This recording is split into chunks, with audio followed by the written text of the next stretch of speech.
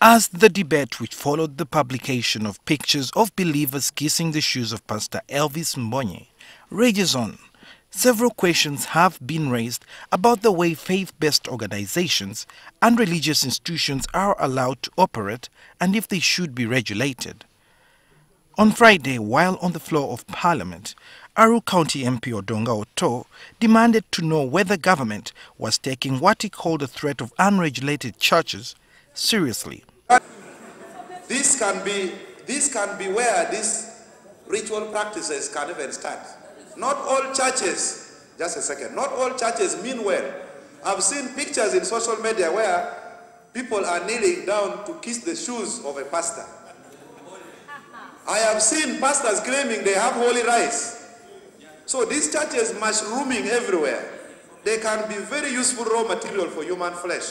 Canon Mwesigye is the Director of Religious Affairs under the Directorate of Ethics and Integrity, which is tasked with formulating a national policy that will oversee the operations of faith-based organizations in the country.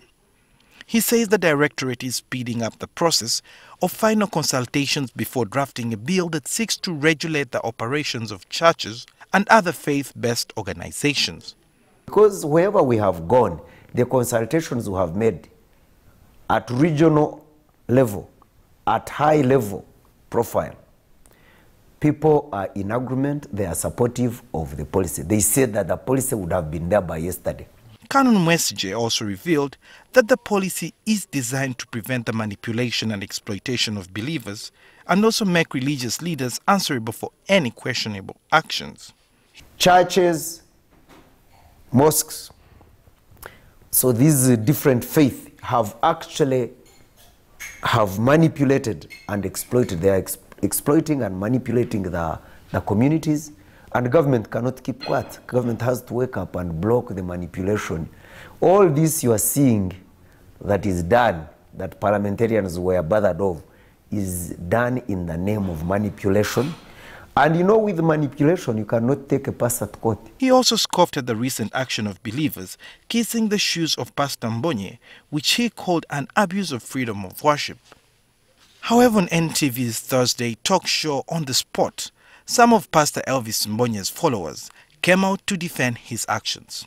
We need to be very cautious and defeat that idolatry, because it takes away people's expectations from God, and they begin worshipping people. It's a way of worshipping people instead of worshipping God. So what is happening, like what we saw in Koloro recently, Elvis Mwesigye being kissed, is like the one in Chivari, as far as Obusobozi is concerned, is like, because Obusobozi is a God himself, is like the one that happened in Kanungu. When Elijah is taken up to heaven, and they notice that the spirit of Elijah is on Elisha, who was one of them previously, they went and bowed down with their face to the ground before him. Were they worshipping? No. There are so many instances in the Bible where people bow down, and it's not worship. King David, before he became king, bowed down to Saul with his face to the ground. It is Abraham was met by 3 people. He bowed down to them when they came and told him his wife was going to give birth to a child. So this is all ignorance of the scriptures. The Directorate of Ethics and Integrity remains positive that it will be able to strike a balance in harmonizing the operations of both the traditional faith-based organizations and the newer ones without trampling on any Ugandan's freedom of worship. Suhail Mugabe, NTV, Weekend Edition.